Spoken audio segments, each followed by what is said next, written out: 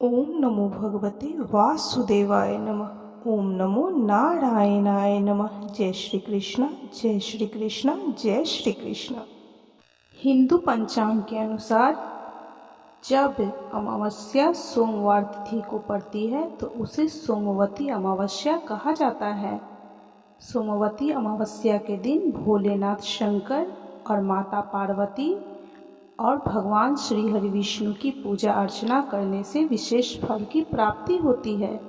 इस दिन सुहागिन महिलाएं भी अपने पति की लंबी आयु के लिए व्रत रखती हैं और पीपल के पेड़ की पूजा करती हैं और इस दिन 108 बार पीपल के पेड़ की परिक्रमा भी करती हैं। इस दिन पितरों की भी पूजा की जाती है ताकि उनका आशीर्वाद घर परिवार पर बना रहे।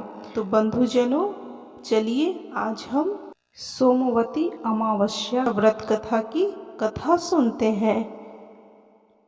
तो बोलिए ओम नमो भगवते वासुदेवाय नमः। ओम नमो नारायणाय नमः। जय श्री कृष्ण, जय श्री कृष्ण, जय श्री कृष्ण। कांचीपुरी में एक ब्राह्मण निवास करता था। उन ब्राह्मण का नाम देवस्वामी था और उनकी पत्नी का नाम धनवती था।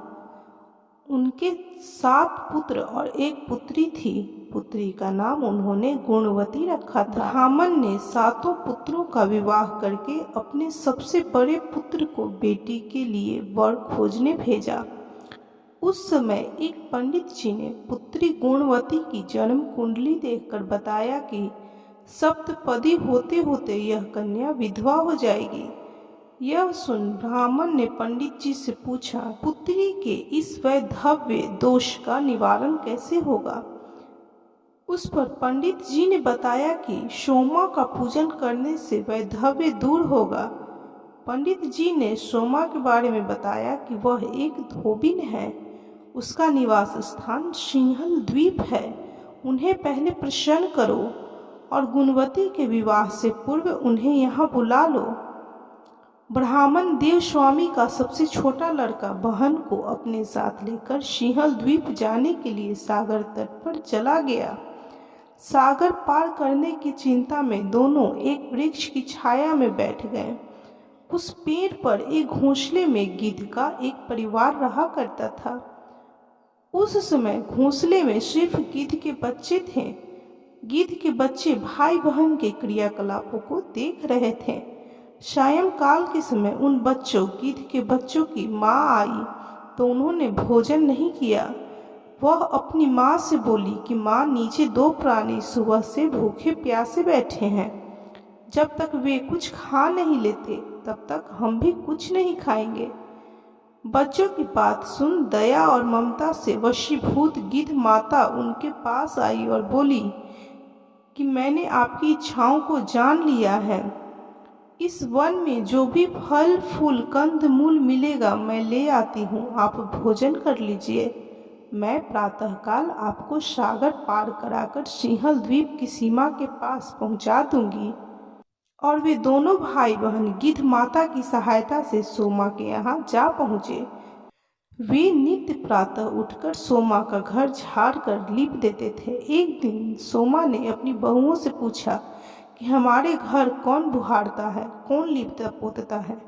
सास के पूछे जाने पर बहुओं ने कहा कि हमारे सिवाय और कौन बहार सकता है, इस काम को करने कौन आएगा। लेकिन सोमा को उनकी बातों पर विश्वास नहीं हुआ। एक दिन इस रहस्य को जानने के लिए वह सारी रात जागी और सब कुछ प्रत्यक्ष देखकर जान गई। इस दौरान सोमा का उन भाई बहन से वार्तालाप हुआ। भाई ने सोमा को बहन संबंधी सारी बात बता दी। सोमा ने दोनों भाई बहन की श्रम साधना और सेवा से प्रसन्न होकर उचित समय पर उनके घर पहुंचने का वचन देकर कन्या के वैधव्य दोष निवारण का आश्वासन दे दिया। मगर भाई ने उससे अपने साथ चलने का आग्रह किया। आग्रह करने पर सोमा उनके साथ चल दी। चलते समय सोमा ने बहुओं से कहा कि मेरी अनुपस्थिति में यदि किसी का देहांत हो जाए तो उसके शरीर को नष्ट मत करना, मेरा इंतजार करना। इसके बाद सोमा उन दोनों भाई बहन के साथ कांचीपुर पहुंच गई, जिसके दूसरे दिन ही गुणवती के विवाह का कार्यक्रम तय हो गया। सप्तपदी होते ही उसका पति मर गया। सोमा ने तुरंत अपने संचित पुण्यों का फल गुणवती को प्रदान कर दिया। तुरंत ही गुणवती का पति जीवित हो उठा। सोमा ने उन्हें आशीर्वाद देकर अपने घर चली गई।